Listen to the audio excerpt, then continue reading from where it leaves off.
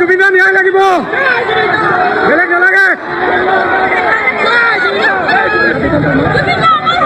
জুবিনদাৰ অমৰ হওক, জুবিনদাৰ অমৰ হওক, জয় জুবিনদাৰ, জয় জুবিনদাৰ, জয় জুবিনদাৰ, জয় জুবিনদাৰ।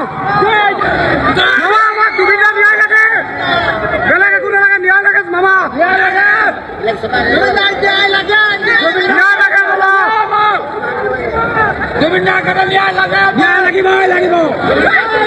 জয় জুবিনদাৰ, জয় জুবিনদাৰ, জয় জুবিনদাৰ। মামাৰ ওচৰতে প্ৰতিবাদ কৰিছে জুবিনদাৰ ন্যায় লাগে, কিন্তু কথা হল মাজতে মাত্ৰ ইলেকশ্যনৰ কাৰণে 20টা দিন আছে।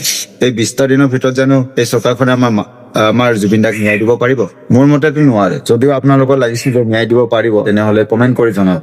আৰু ইলেকশ্যনৰ আগত যিহেতু মামাই নিজ মুখেৰে কৈছিলে যে জুবিনদাৰ ন্যায়টো আমি ইলেকশ্যনৰ আগত দিম, যদি দিব নোৱাৰো আমাক ভোট দিব নালাগে, আৰু 20টা দিনৰ ভিতৰত একো কৰিব নোৱাৰো। আৰু লাহে লাহে দেখিছো যে সিদ্ধাৰ্থ শৰ্মা, শ্যাম কানু ইহঁতৰ বেংক একাউণ্ট বিলাক খুলি দিছে। তেতিয়া মোৰ এটা প্ৰশ্ন মনলৈ আহি আছে যে ইহঁতৰ বেংক একাউণ্ট বিলাক যে খুলি দিছে, তেতিয়া মানুহ বিলাকে যদি পইচা খৰচাই কৰিব নোৱাৰে, মানে তেখেতসকলে জেলত আছে, তেনেহলে বেংক একাউণ্ট বিলাকৰ টকাসমূহ কি কামত খৰচা কৰিব? আপোনালোকে নিজে জনাবচোন। মই হলে বুজি পোৱা নাই, কিন্তু এক প্ৰকাৰে বুজিও পাইছো, আৰু আমাৰ অসমৰ সাধাৰণ জনতাও বুজি পাইছে। আৰু আপোনালোকৰ এটা মতামত আগবঢ়াবচোন যে জুবিনদাৰ ন্যায় নাপালে আপোনালোকে ভোটটো কাক দিব? কাৰণ মাত্ৰ 20 দিন সময় আছে। কমেণ্ট কৰিব, ভিডিঅ'টো শ্বেয়াৰ কৰিব।